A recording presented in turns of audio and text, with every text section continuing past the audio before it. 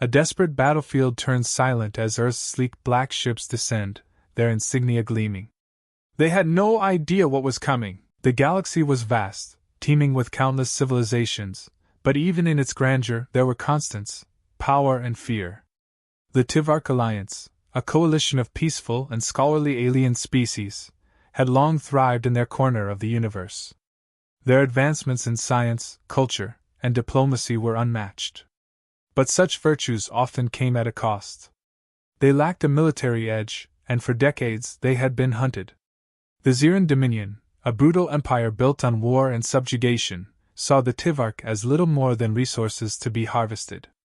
The Dominion's conquests stretched across galaxies, their armies sweeping over entire star systems without pause. And now, Velrus 9, a strategically crucial planet for the Tivark, was their next target. The Tivark leaders had exhausted every avenue of diplomacy, but the Ziran responded only with the cold logic of annihilation. For the Tivark, this was the breaking point. Velrus 9 was not just another planet, it was the linchpin of their defense network. Its fall would cripple the Alliance, leaving their remaining worlds defenseless. The Tivark's council convened in desperation, their leaders admitting what none dared say aloud: without outside help, they would lose everything. Reluctantly, they turned their gaze toward humanity, a race still young by galactic standards but infamous for their unpredictable, often violent nature. The request was simple: aid us in defending Velrus 9, and in return, the Alliance would open its vast repositories of knowledge to Earth. The response came swiftly, but it was not what the Tivark expected. There were no detailed plans, no fleets sent ahead as a show of force. Instead, they received a single message, chilling in its simplicity: "We'll handle it." Weeks passed, and the situation grew increasingly dire. Velrus Ix's orbital defenses were breached within hours of the Ziran fleet's arrival. The Tivark ground forces fought valiantly, but they were ill-prepared for the relentless Ziran war machine. Entire cities fell under the Dominion's relentless bombardment. Refugees fled in droves, carrying tales of the Ziran's cruelty, stories of eradicated colonies, of populations enslaved or exterminated. The Alliance's leaders began to lose hope, wondering if they had placed their faith in the wrong species. Then, when all seemed lost, the humans arrived. The first sign of their approach was not visible to the eye but felt across communication networks. Ziran command channels were flooded with static, followed by eerie, distorted voices speaking in a language they didn't recognize: Earth languages. Alien commanders barked orders to silence the interference, but their systems seemed to turn against them. Surveillance feeds glitched, and encrypted files decrypted themselves, flashing ominous Earth military insignias. Panic began to spread through the Ziran ranks, their disciplined forces unraveling under the weight of the unknown. The human fleet entered the system quietly, their ships cloaked in darkness. They were smaller than the Ziran dreadnoughts, sleeker, and unassuming in design. But their very presence carried an ominous weight. The Tivark forces stationed on Velrus 9 could only watch in stunned silence as the human ships bypassed traditional Ziran defenses with precision and ease. They moved as though the battlefield had already been mapped in their minds. The first human strike was swift and decisive. Without firing a single shot, they disabled the Ziran fleet's communications, leaving their ships isolated and vulnerable. Panic spread like wildfire through the Dominion forces. Soldiers who had once marched with unshakable confidence now looked to the skies in fear, waiting for an enemy they could not see. And when the humans finally revealed themselves, they did so with ruthless efficiency. Orbital pods rained down from the human fleet, their descent cloaked by electromagnetic interference. The pods crashed into Ziran-held territory, releasing squads of human soldiers clad in advanced exosets. These soldiers moved like shadows, blending seamlessly into the terrain as they began dismantling the Ziran war machine from within. Strategic points were neutralized with surgical precision, supply depots destroyed, command centers reduced to rubble, and key leaders assassinated before they even knew they were under attack. On the ground, the Tivark forces watched in awe and disbelief. They had expected reinforcements to bolster their failing lines, but the humans fought differently. They didn't engage in traditional warfare. They didn't hold lines or rally troops. They struck from the shadows, each move calculated to cause maximum chaos and disruption. Ziran patrols disappeared without a trace. Armored columns found themselves immobilized by unseen saboteurs. Even the mightiest of the Zirans' war mechs fell victim to traps laid with unsettling foresight. The Tivark soldiers, inspired by what they were witnessing, began to rally. Where fear had once paralyzed them, now there was determination. They followed the humans' example, adapting their tactics and striking where the Ziran least expected. It was as though humanity's defiance had reignited a spark of hope within the alliance. As the tide began to turn, whispers spread among the Ziran forces. These humans, they said, were not soldiers, they were predators. They didn't fight wars, they hunted their enemies. Ziran soldiers reported seeing their comrades dragged into the shadows by unseen hands, their final screams echoing across the battlefield. Others spoke of strange devices left in their path, emitting sounds that turned their thoughts against them, sowing paranoia and terror. The Ziran commanders, desperate to regain control, ordered a full-scale counterattack. But their forces were scattered and disoriented. The humans had disrupted their supply lines and sabotaged their logistics. Even their most advanced warships were helpless against the human fleet's pinpoint strikes.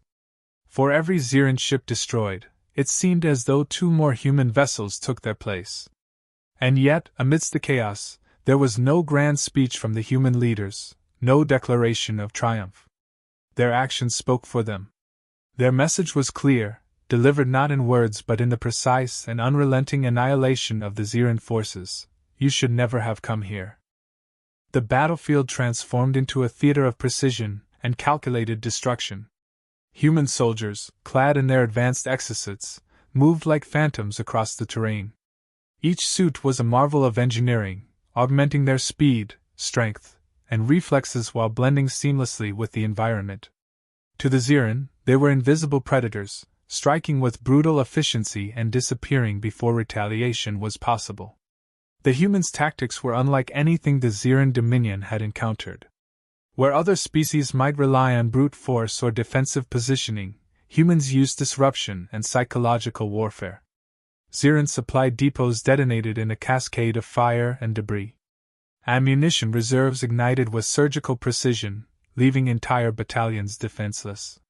The Ziran forces, accustomed to overwhelming their enemies, found themselves isolated and vulnerable. Their panic deepened with every passing hour. Reports of strange, unnerving phenomena began to surface among Ziran soldiers. Entire patrols vanished without a trace, leaving behind only scattered weapons and claw marks etched into the dirt. Ziran officers opened supply crates to find them filled with strange human devices that emitted piercing sounds, disrupting their thoughts and instilling a sense of dread. It was as if the battlefield itself had turned against them, their every move anticipated and countered. Amid this chaos, the human leader, Captain Ryan Voss, emerged as a figure of terrifying legend. His reputation was built not on bravado but on results. Voss commanded with a cold, calculated resolve, issuing orders with precision and an unshakable confidence that permeated his troops. His voice cut through the static of encrypted communications, delivering a single, chilling message to the Ziran High Command. "You've made this personal. You won't leave here alive." The Ziran commanders, who had once viewed humanity as an upstart race barely worthy of notice, now faced the stark reality of their error. The humans were not just another faction to conquer. They were a force of nature, and they fought with a relentlessness that defied comprehension. The Zirans' attempts to regroup were met with devastating ambushes. Entire divisions found themselves boxed in by invisible barriers as human drones, silent and unrelenting, rained down precision strikes. For the Tivark alliance, the shift in momentum was staggering. They had resigned themselves to the inevitability of defeat, bracing for the complete annihilation of their people. Yet, in the span of days, the arrival of the humans had turned the tide. Tivark soldiers, inspired by the ferocity and ingenuity of their newfound allies, began to fight back with renewed vigor.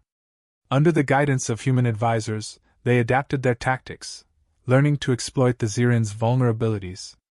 The turning point came during a coordinated strike led by Voss himself. The Zirin Dominion's prized command base, a sprawling fortress bristling with defenses, was reduced to rubble in a single night. Human operatives infiltrated its perimeter under the cover of darkness, their movements masked by advanced cloaking technology. Explosions rippled through the structure, disabling its power grids and neutralizing its automated defenses. The Zirin commander in charge, once hailed as an unstoppable warlord, was captured alive. Voss's only words to him were a chilling warning. "Tell your people what you've seen. Let them know what happens when they come for us." The psychological impact on the Zirin forces was devastating. The once dominant Dominion, whose soldiers had marched with unshakable confidence, now faced an enemy they could not understand. Rumors spread among the ranks, tales of human soldiers who couldn't be killed, of weapons that defied the laws of physics, of a people who fought as if the battlefield itself obeyed their will. Each rumor fed into the growing fear, fracturing the Zirin's morale. Meanwhile, humanity's ruthlessness extended beyond the battlefield. Voss understood that war was not won by mercy but by making it clear to the enemy that resistance was futile. Civilians were spared, but Zirin forces were offered no such quarter. Retreating ships were targeted without hesitation, their engines disabled to ensure they could not regroup. For every Zirin warship destroyed, it seemed another human vessel took its place, unrelenting in its pursuit.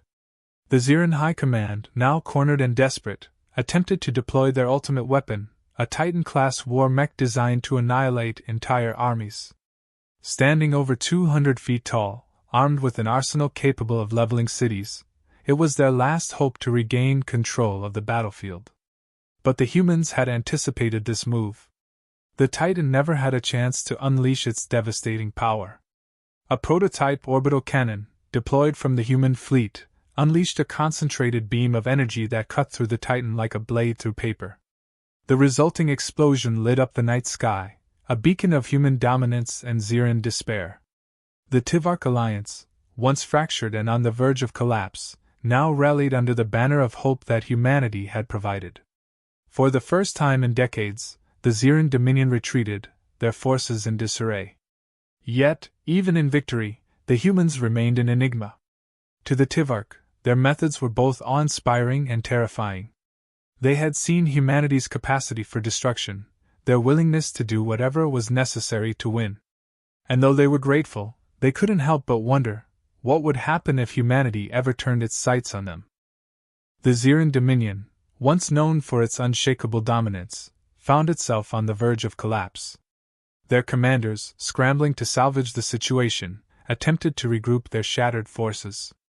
But the humans anticipated every move. Every fallback position, every rallying point, every attempt to consolidate resources, all were dismantled with cold precision. It wasn't just strategy. It was as though the humans could read their thoughts. The Dominion's desperation grew, and with it, their resolve to end the human threat once and for all. A final plan was devised, a massive, coordinated assault to overwhelm the human forces. They called upon reserves from distant systems, pulling in reinforcements that would double their strength. The Zirin warlords believed this would be enough. But as the first waves advanced, it became clear how little they understood the enemy they faced. Human soldiers, now embedded deep within the Zirin territories, began a campaign of disruption unlike anything the galaxy had witnessed. Entire Zirin battalions were led into ambushes so devastating that survivors spoke of them in whispers. Human sharpshooters, unseen and untraceable, picked off high-ranking officers with pinpoint accuracy. Supply caravans were intercepted and destroyed, leaving hungry and demoralized troops in their wake. The Zirin reinforcements, expecting to bolster their comrades, instead found only chaos and ghost stories. Meanwhile, the human fleet maintained its relentless assault in orbit. Their ships, smaller but far more agile, maneuvered through Zirin formations like predators circling prey. They struck from unexpected angles, targeting critical systems and leaving entire cruisers adrift. The Zirin commanders, blinded by their confidence in superior numbers, failed to account for humanity's adaptability. Every tactic they employed was countered, every advantage nullified. The humans fought with a ferocity that bordered on terrifying, but it was their precision that left the greatest impression. They didn't waste energy on broad assaults or drawn-out engagements. Every strike was targeted, calculated to inflict maximum damage with minimal effort. It wasn't about numbers, it was about impact. And the impact was undeniable. On the surface of Velrus 9, the Tivark Alliance forces witnessed humanity's prowess firsthand. What had begun as cautious collaboration evolved into full-scale coordination. Tivark soldiers, inspired by the humans' efficiency, adapted their own tactics to complement their allies. The once fragmented Alliance forces began to operate as a cohesive unit, striking at the Ziran forces with renewed confidence. But even as they fought side by side with the humans, the Tivark couldn't shake their unease. They had never seen warfare like this, so impersonal, so relentless, so utterly devoid of mercy. The Ziran High Command, realizing that conventional tactics had failed, unleashed their final gambit, the deployment of their dreadnought, Oblivion's Wrath. The dreadnought was the crown jewel of the Dominion's fleet, a fortress in space capable of obliterating entire planets. Its arrival was a statement, a declaration that the Ziran Dominion would not bow to humanity or anyone else. As Oblivion's Wrath emerged from hyperspace, its presence cast a shadow over the battlefield. The Tivark Alliance, even with the humans at their side, faltered. They had seen what this dreadnought was capable of. Entire systems had been erased by its might. To them, this was the end. But the humans did not flinch. To them, the dreadnought was just another target. The battle that followed was unlike anything the galaxy had ever seen. The dreadnought unleashed its arsenal, bombarding the planet's surface with devastating firepower. Cities were leveled in seconds, and even the human fleet struggled to withstand the onslaught. But humanity had prepared for this. They had been studying the Ziran dreadnoughts for years, analyzing their vulnerabilities and developing weapons capable of exploiting them. The human flagship, Resolute Vanguard, took point, drawing the dreadnought's fire. Behind it, the rest of the fleet formed a precise formation, moving as one cohesive unit. It wasn't a random skirmish, it was a carefully orchestrated dance of destruction. As Oblivion's Wrath focused its attention on the flagship, human strike teams infiltrated the dreadnought, slipping past its defenses with the help of experimental cloaking technology. Inside the dreadnought, the Ziran crew found themselves under siege. Human operatives moved through the ship like phantoms, planting charges and disabling key systems. The once unstoppable fortress was slowly but surely dismantled from within. And at the heart of this operation was Captain Ryan Voss. He led the strike team personally, his presence a reminder to the Ziran that their greatest weapon was no match for human resolve. As the charges detonated, critical systems across the dreadnought began to fail. Shield generators flickered and died, leaving the ship vulnerable. The human fleet seized the opportunity, unleashing a barrage of coordinated strikes that tore through the dreadnought's hull. In a final, desperate act, the Ziran commander attempted to initiate the ship's self-destruct sequence, hoping to take as many human ships as possible with them. But Voss, anticipating this move, had already disabled the sequence. With its defenses gone and its power systems failing, Oblivion's Wrath became little more than a floating tomb. The remaining Ziran forces, realizing the futility of their situation, began to retreat. What had once been a show of dominance had become a crushing defeat, one that would echo throughout the galaxy. As the dreadnought fell, the humans broadcast a single message to the Ziran Dominion. "This is what happens when you underestimate us. Your reign ends here." The words were simple, but their meaning was clear. Humanity would not be conquered. They would not be broken. And those who tried would face consequences they couldn't imagine. The destruction of Oblivion's Wrath marked the turning point of the war. The Ziran Dominion, humiliated and crippled, began a full-scale retreat from the Tivark systems. Their once mighty empire, built on fear and domination, was left in ruins. And humanity, for better or worse, had cemented its place as a force to be reckoned with. With the destruction of Oblivion's Wrath, the Ziran Dominion's withdrawal from the Tivark systems became a chaotic rout. Their fleets, once symbols of terror and dominance, splintered into scattered remnants desperately fleeing human pursuit. The war, which had seemed all but lost for the Tivark Alliance, now ended in a victory so decisive that even the victors struggled to comprehend its scale. For the humans, however, this was no cause for celebration. Their actions had been driven by necessity, their methods honed by centuries of conflict and survival. Captain Ryan Voss, overseeing the final stages of the operation, made no declarations of triumph. His focus remained on ensuring that the Xeran forces could never regroup or pose a threat again. Every retreating ship was tracked and systematically dismantled. Every surviving Xeran stronghold within reach was reduced to rubble. Mercy was not part of the equation. The Tivark Alliance, though grateful, couldn't ignore the unease that lingered in the aftermath. They had seen humanity's capacity for destruction firsthand, not only against their enemies but in the cold, calculated efficiency of their tactics. To the Tivark, who had always valued life above all else, the humans' actions carried a brutal finality that was difficult to reconcile. They had saved the Alliance, but at what cost? In the following days, the scale of humanity's intervention became clear. Entire Xeran supply lines had been obliterated, cutting off vital resources from the Dominion's remaining forces. The humans' ability to coordinate strikes across vast distances, leveraging technology that even the most advanced species had yet to master, was unmatched. Their fleet, though smaller in number, had maintained near-perfect cohesion, adapting to every shift in the battle with precision. It wasn't just their weapons or their soldiers. It was the way they thought, the way they fought. They approached war as an art, and their masterpiece was devastation.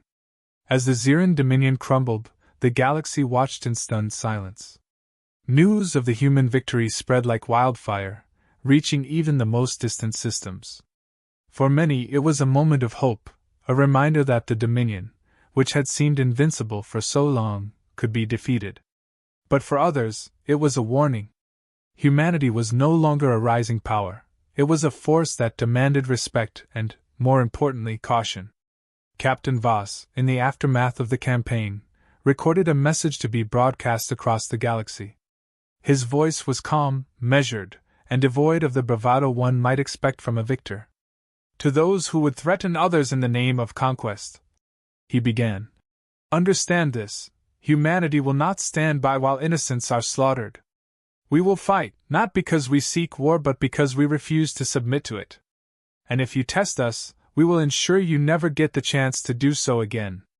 The message resonated far beyond its intended audience.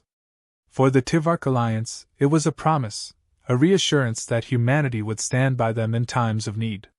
For the Xeran remnants, it was a death knell, a confirmation that their era of dominance had ended. And for the rest of the galaxy, it was a statement of intent. Humanity, once seen as a minor player on the galactic stage, had ascended to a position of unparalleled influence. But behind the scenes, the cost of victory weighed heavily on the humans. Their soldiers, though victorious, bore the scars of their campaign. For many, the brutality of the war had left a mark that no amount of time could erase. Captain Voss himself, hailed as a hero, spent his remaining days in quiet reflection, avoiding the limelight that others sought to thrust upon him. He knew better than most that war, no matter how justified, always carried a price. For the Tivark Alliance, rebuilding was a monumental task. Cities lay in ruins, and the scars of occupation were etched deeply into their people. Yet, with humanity's help, they began to restore what had been lost. Human engineers, scientists, and diplomats worked alongside Tivark leaders to establish stronger defenses and rebuild their shattered worlds. But even as they collaborated, a question lingered in the minds of the Tivark: what would happen if humanity ever turned its sights on them? Could they withstand the force that had so easily dismantled the Xeran Dominion? The Xeran remnants, scattered and leaderless, became a cautionary tale. Their former allies abandoned them, unwilling to risk drawing humanity's ire. Piracy and infighting consumed what was left of their fleets. For a species that had once defined itself through conquest, their downfall was absolute. The galaxy's balance of power had shifted, and it was humanity that now stood at its center. In the years that followed, the Tivark Alliance flourished under humanity's protection. Their partnership grew into a bond of mutual respect, though tinged with an undercurrent of fear. The humans, for their part, remained distant, intervening only when absolutely necessary. They had no interest in ruling or controlling the galaxy. Their focus was survival, and their methods ensured that no one would threaten them again. Yet, the ripple effects of humanity's intervention continued to shape the galaxy. Species that had once viewed humans as little more than an ambitious young race now saw them as something far greater. Their technology, their tactics, their ability to wage war with such precision, it was both awe-inspiring and terrifying. Diplomats approached Earth with caution, while militaries across the galaxy scrambled to adapt to this new reality. And for humanity, this was only the beginning. They had proven themselves capable of standing against the galaxy's greatest threat, but the question remained, what would they do with that power? For now, they remained resolute in their commitment to peace, but the galaxy could not ignore the shadows cast by their victory. In the end, the message humanity left behind was simple yet profound. They were not conquerors, nor were they saviors. They were survivors, and in their survival, they had become something the galaxy would never forget. Those who sought to dominate and destroy would find no quarter. And for those who dared to challenge them, there would be only one outcome: utter annihilation.